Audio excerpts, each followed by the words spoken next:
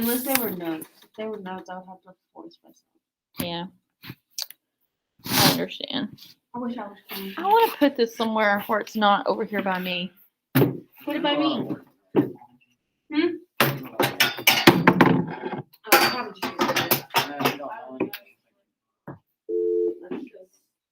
I need Kaylee Ritter, Devin Rojas, Chris Roth, Lexi Sewell, Aren't you Kaylee glad you're not here today? They're drug testing. Ariana Wesley, Josh West, Bridget West, Jordan Willis, Oh, Jordan. and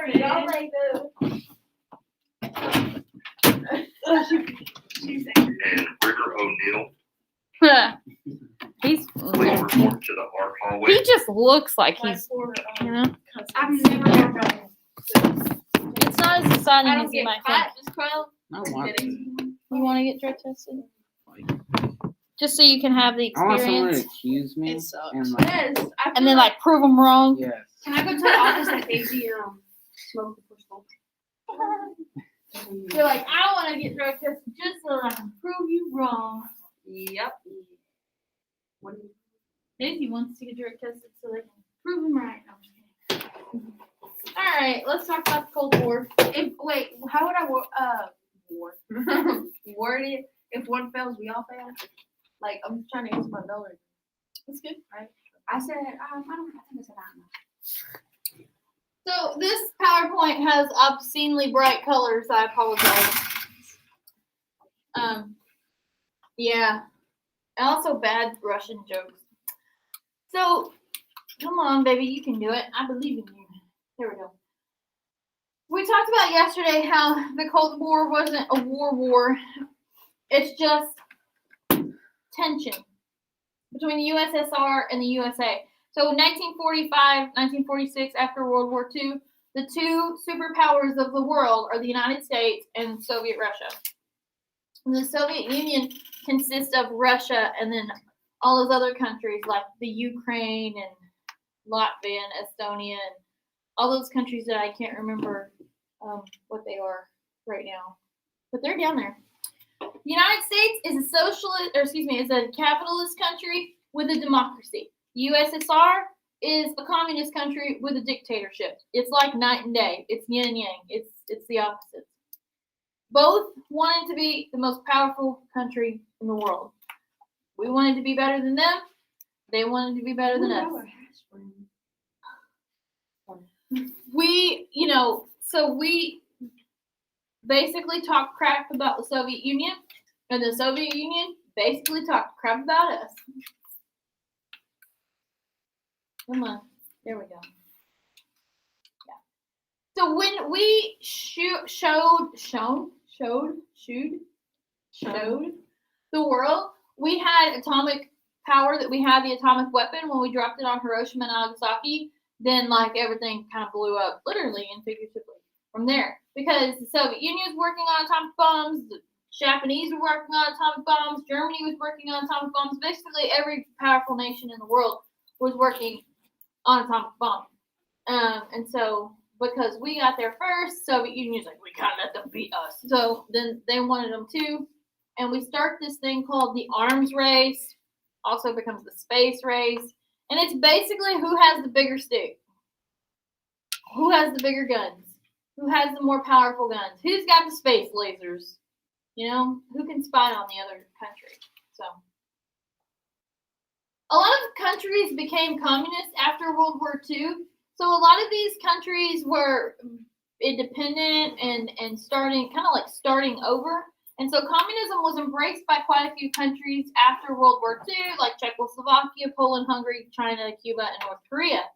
And most people liked it. Now, if you saw communism, like the definition of communism on paper, it sounds nice, but like it doesn't work because people are inherently competitive and, you know, like even since caveman times, you know, if a big caveman with a big stick saw another caveman's wife and like wanted her, he'd go and steal her wife, you know? It's like what we do. The other thing with communism, like we consider it to be inherently bad it's seen as anti-American. It's foreign, so we're always suspicious of that. Usually the government is put into power via a revolution. Now, here's the thing that is kind of important, and maybe you'll understand it. The state, the government, controls the distribution and production of goods. Okay? So, like, Apple makes phones, right? We agree. And they make phones based on what consumers want, right? You want a bigger screen, you want it faster, you want a fingerprint, a face ID, you want, whatever, right?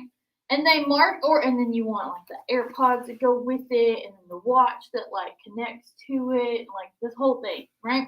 And they spend a whole bunch of money trying to get you to buy their phone, right? It's competition, and they're running off profit. Too much money. Yeah, in some cases, yeah.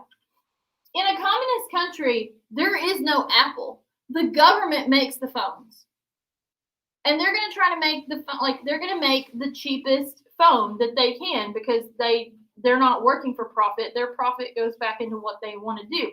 So they're not going to make anything fancy schmancy. They're just going to make a phone, and you get what you get. And there's not 5 different options. There's one option. Like the cereal aisle, right? You go to the cereal aisle in the store, there's 100 different cereals. There's like Fruity Pebbles, Chex Mix, and like, Cinnamon Toast Crunch and Frosted Flakes. We all have our favorite cereal, right? Bright colors, sugar. They do a whole bunch of things to advertise to us, right? To get us to buy that kind of cereal. And we've got all these different choices that we can choose from, right? In a communist country, the government is the one producing the cereal. They're the one making the cereal. There's not going to be 100 different kinds of cereal. There's going to be one kind of cereal. It's Mother Russia cereal. That's it. That's all you get. There's no cute mascot. There's no fun colors. There's no cute little jingle. It's just cereal. Probably in a white box with black lettering. That's it. That's all you get. And you're grateful for it, right? I want to.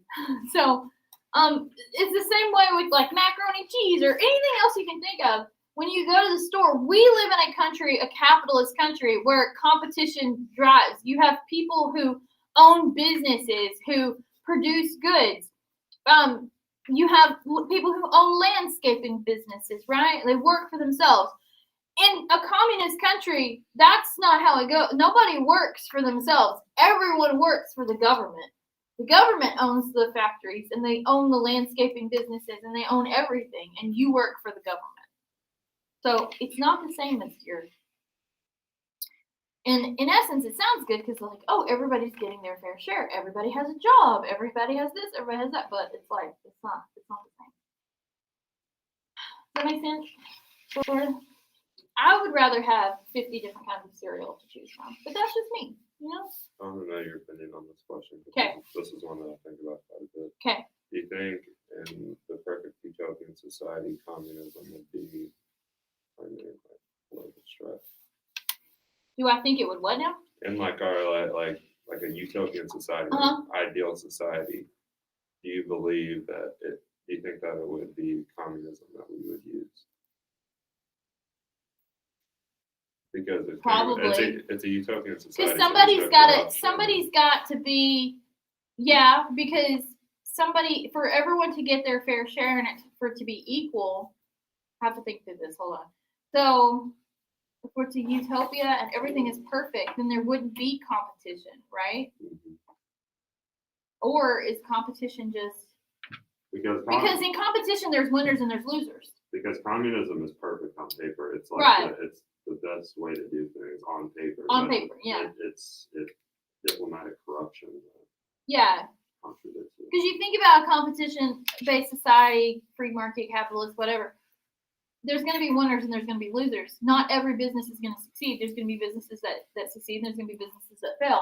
But if you want a utopia where everybody is like happy and everybody has the same and everybody, you would have to have some kind of communism, right? Where a group of people decide, or everyone together decides, what the equal thing that everybody gets. I don't know. It's kind of interesting to think about. Sorry, you can. No, that's good. That's good brain food right there. But eventually somebody crumbles, you know? Mm. Because maybe everyone has the same everything, but like Bob found a shiny rock and now John wants the bright shiny rock, you know? Like it's like it sounds good, but I don't know if we'll ever get there. Because what is the saying, like ultimate, or what is it? Is it ultimate power corrupts ultimate? No, it's like, I don't know. So the tension and rivalry between the U.S. and the USSR is described as the Cold War between 1945 and 1990. Yes, those dates are correct. It lasts from 1945 to 1990. There was never a real war between the USSR and Russia. I mean, in the United States. But there were plenty of hotspots, and each side did get involved in conflicts regarding communism in other parts of the world. So the domino theory, which is why I showed you the dominoes at the beginning of class. The USSR had a lot of influence over a lot of countries, especially those new countries.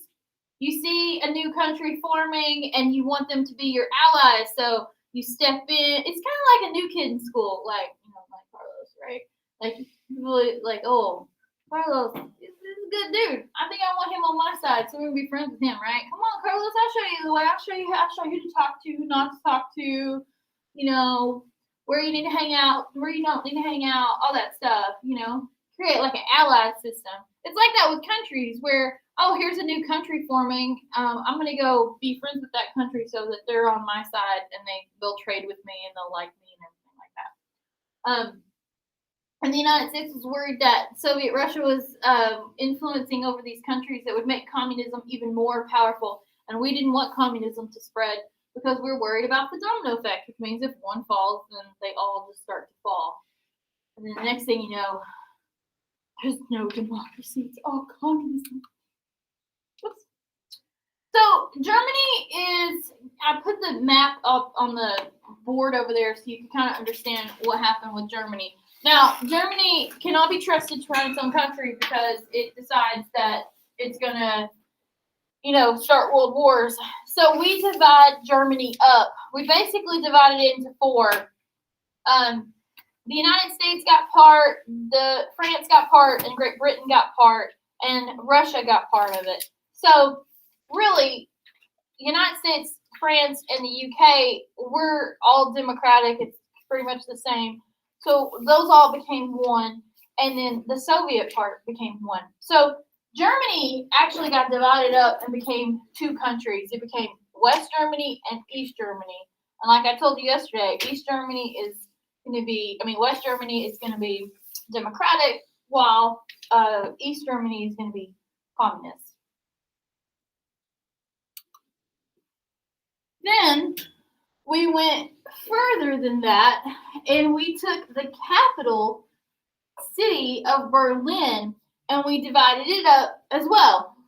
So there was 4 sections, which really became 2 sections. You had Soviet-controlled East Berlin and Allied-controlled West Berlin. So inside of a communist country, you had a city that was half democratic and half communist. So you had American troops stationed in this part of the city, surrounded by, so good guys surrounded by bad guys. Now, the people who lived over here wanted very desperately to get over here. And also, the people who lived over here wanted desperately to get over here. Because over here in the green, that's where the freedom is. That's where the democratic elections are. That's where the 50 different kinds of cereal are. But over here in the red, that's where there's a dictator. That's where there's one kind of cereal. That's where, it's not fun. And so people were constantly trying to escape to this side of Berlin. So they built a wall right down the middle of a city. Now, imagine you and your family have lived in the city for generations, right? And then all of a sudden, they build a wall down the middle of your city. And then you don't get to see some of your family for 30 years because there's a wall in the middle of your city. Whoops. Now, they built the wall claiming, East Germany built the wall claiming that it was for the protection of its people. Hold on. But really, it was so that people wouldn't escape. And people dug tunnels under this thing. Like they were trying to get out of Dodge because it was not fun. And you can kind of tell that because this is actually East Berlin. There's military. There's like a whole block. You're not getting anywhere close to this wall, right? Like it's dark and drab. And then so they're not free. And then on the West Berlin side of the wall, there's a dude like walking his dog. There's like artwork. It's like colorful. You know what I mean? So this is the free side. So they said it was to keep people from immigrating across. But really, it was to keep people from escaping. Because if your country is so good and communism is so good, then why are people trying to escape, right? So it doesn't exist anymore. The Berlin Wall is not there anymore.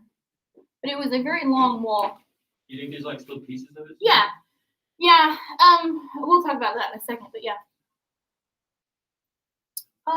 Yeah, so it was created in 1961 to prevent people from leaving. This is a funny picture because, Jump over there.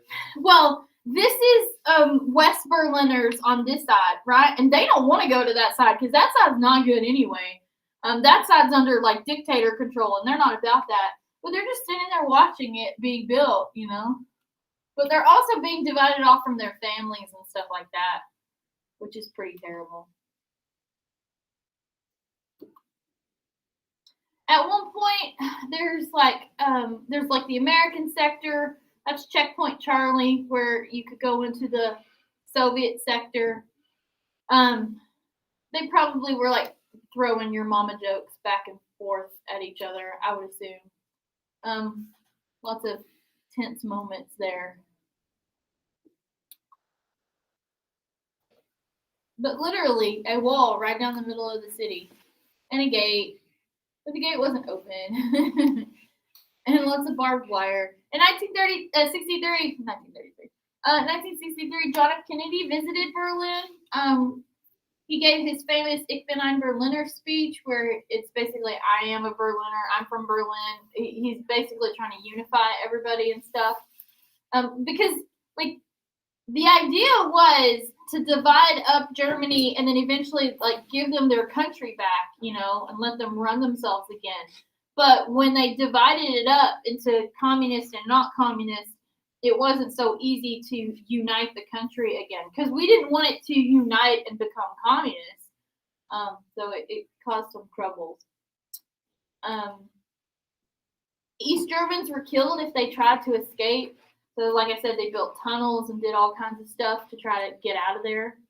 And this is a city. This is like if you took, I don't know, like Dallas and like, maybe not Dallas, maybe like Austin or something like that.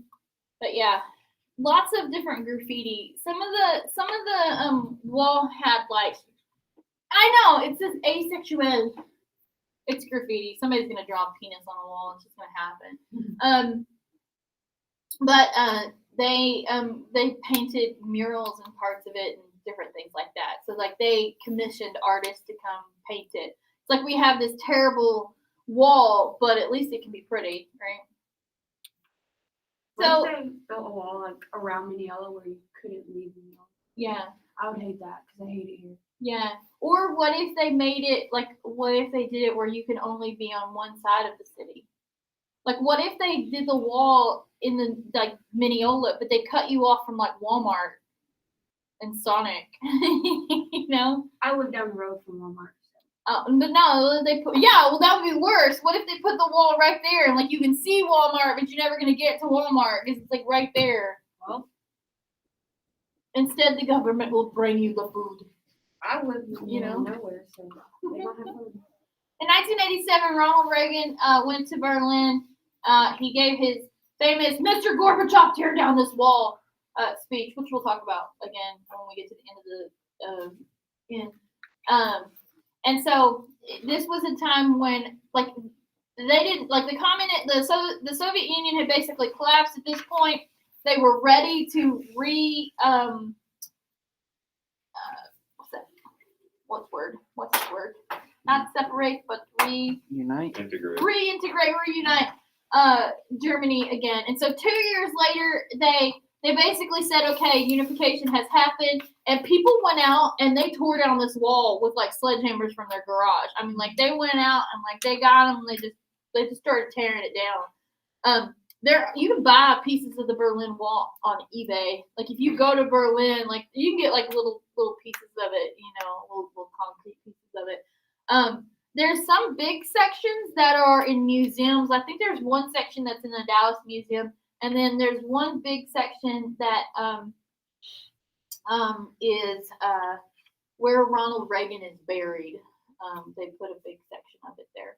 But if you have a big chunk of it that's got like artwork, like graffiti, that like you can like see that graffiti in like pictures from that time, then some of the pieces can be worth money, which is weird because it's concrete. But I don't know. Some people went and got a piece, and then of course I would just be like making concrete and then be like, yeah, this is a piece from Communist War. $50. Today, Germany and Berlin are quite advanced and quite I don't know what words are today. They're doing great, Like here's Checkpoint Charlie today, no tanks, just Starbucks, They're just doing German things and being Germans, So it's good for them. They're fine. During all this though, because we were in the middle of a city that was surrounded by communists, we had a little bit of trouble getting supplies into our area because the United States controlled West Berlin, which was surrounded by communists. Like it's in this city, surrounded by in it. So to get supplies to our people there and to the West Berliners, we would, there were railroads, there was canals, there were roads, but the Soviet Union decided to blockade us and like cut off all of our access to West Berlin. They thought that if they did this, we would give up the whole city to them so that they would have the whole of Berlin. Now, Berlin is the capital of the country. Capitals are where like the country's seat of power is, so we weren't going to do that. Instead, we flew in supplies, and it actually like worked out so well. We were sending in more cargo than we had previously by rail and by road, so it worked out really good. And they eventually was like, oh, well, that didn't work, and they lifted the blockade. There was one guy who took up donations in the United States and bought a whole bunch of chocolate and actually flew and dropped chocolate in for the kids during this time. So the domino theory, the idea that if one country falls to communism, then the surrounding countries would fall, was a big part of especially our focus in Asia. Whew, it's a Tuesday. So Korea happened. The Korean War is called the Forgotten War because we don't really talk about it a whole lot because we didn't really get anything from it, but it is important nevertheless. So the Korean War was between North Korea, which was communist, and they were backed by China and the Soviet Union, versus South Korea, which was backed by the United States. See, Japan had ruled Korea since 1910, and then at the end of World War II, we went in and divided it, and Soviet Union got the north part of it, and we got the south part of it. We basically drew a line saying, you can have that part, we can have this part. And then the northern part became communist, and the southern part became democratic, because that's what, that's what we were. And then you got Kim Il-sung, who's the leader of North Korea. You've got Syngman Rhee, the leader of South Korea. Huh? What? Yeah, I don't know if he's the current guy's great-great-grandfather. I don't remember how that works. I think that's how it works. I don't remember. It must be. So, the Northern Korea invaded South Korea to unify the country under communism. We weren't going to have that, so we go in and fight. Listen, it developed into a stalemate where there was no forward movement. There were peace talks for about 2 years. It lasted for a couple of years, but then in July of 1953, we signed an armistice, which is like a ceasefire, and we just go back to our own sides, and things just stay the way they were, like literally. When we left Korea, the North was still communist, and the South was still not communist, and they were still pretty pissed at each other, and that was about it, you know? In fact, that line still exists today. If you go there, you can't go to North Korea. You're not going to North Korea. But you can go up to the line, and there's like a demilitarization zone there, demilitarized zone where, you go to the line and then no more. And in fact, it was either early 2020 or late 2019. I don't know what time is anymore. They had a historic peace talk where the leader of South Korea and the leader of North Korea got together, and they met in that demilitarized zone, the armistice line zone, and they talked, and then the leaders stepped across the line this way and then stepped across the line that way. And it was the first time since 1953 that a North Korean leader was in South Korea and a South Korean leader was in North Korea. So hopefully they can get their poo-poo together pretty quick and we can stop fighting. It's not good times in North Korea. Those people are basically starving and tortured, and it's not a good time for them. While in South Korea, they got K-pop and fast food and what is it, that Gangnam Style guy who's dancing around and stuff like that. It's a good time in South Korea. North Korea is not good. You get to choose between 5 haircuts. That's all you get. You want your haircut? Pick which number? 1 through 5. That's all you get. So Korea was the first armed confrontation of the Cold War. It set a model for later conflicts. It created this idea of limited war, that you had these two superpowers, in essence, the United States and the Soviet Union, who could fight, but not bomb each other back to hell. We weren't going to drop an atomic bomb on them or anything like that. So it was a limited war. It also expanded the Cold War into Asia, which before had mostly been in Europe. We lost 33,000 men. South Korea lost over 1 million. North Korea lost 1.5 million. China lost 110,000. And it cost about $3.5 billion. And in the end, we didn't get anything. A lot of people were really not happy with this war because it was why are our guys going and fighting in Korea? It's not like they attacked us or anything. What? They were unclear as to why we were fighting over there. So the idea that it's our job to contain communism and to make sure it doesn't spread, we had a couple of different strategies on how to prevent this. Most of the strategies were dump a whole bunch of money in these countries and then they won't become communist. The Marshall Plan, you take these European countries that had survived the war, you give them a whole bunch of money, they become allies with us, and they don't turn to communism. That was the plan. $12 billion to European countries. That's $12 billion of our U.S. dollars, our taxpayer dollars, going to European countries to help them out. And then the Truman Doctrine was Greece and Turkey. Basically, we're going to give them a whole bunch of money, and then they will also not become communists and will be our friends. The Eisenhower Doctrine focused more on the Middle East, giving them aid, and then they would not become communists as well. Now, the Middle East isn't really on our radar at this point, like the 50s and 60s, because they're just chilling. It's not until the 70s when the Middle East starts to like really come on our radar. In fact, if you look at pictures of like Iraq, Iran, Saudi Arabia, all those places in the 50s and 60s, and you look at the women, they're wearing short skirts, they've got their hair and their faces exposed, like they're driving cars and going to school and being doctors and everything like that. It wasn't until the 70s when that fundamentalist kind of thing hit Middle East, and then the women started wearing the burqas and the all the coverings and things like that.